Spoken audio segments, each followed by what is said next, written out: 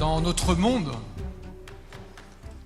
en proie à une guerre économique dont nous commençons à peine à entrevoir les conséquences, il n'est pas étonnant que la célébration de l'entraide, de la coopération et d'une certaine forme d'internationalisme trouve aujourd'hui un large écho et que la francophonie paraisse un havre de paix. La francophonie est une langue de partage, mais aussi un écosystème économique.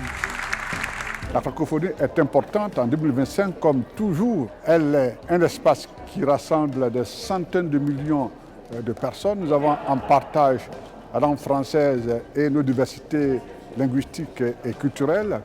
Et la francophonie a décidé d'investir le terrain économique pour que nos entreprises, nos patronats, nos jeunes et nos femmes puissent investir le secteur de l'entrepreneuriat pour créer de la richesse, pour créer de l'emploi. Donc, il est important que la francophonie tienne sur ce nouveau chantier qui est le chantier de l'économie productive. Quand on parle de la francophonie, on parle du plurilinguisme.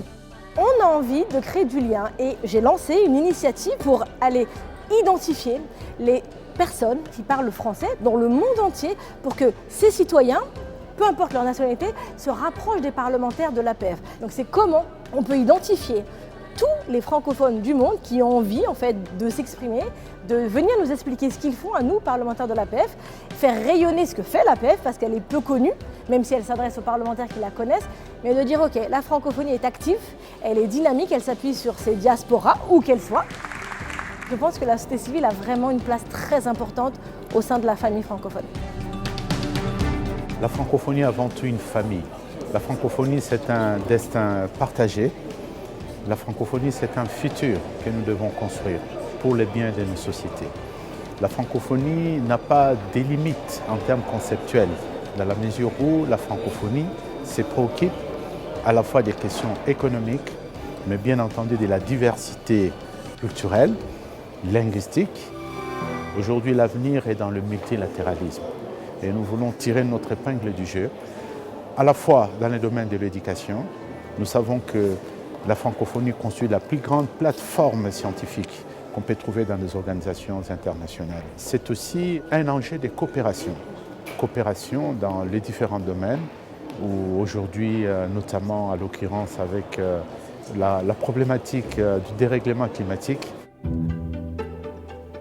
La francophonie, nous l'avons dit, c'est un espace économique. Nous pensons que les échanges à travers les commerces, le développement du tourisme, tout cela sont des atouts qui permettront aujourd'hui et demain surtout dans le futur à faire en sorte que notre organisation qui est la francophonie puisse connaître encore un destin beaucoup plus dense, beaucoup plus glorieux.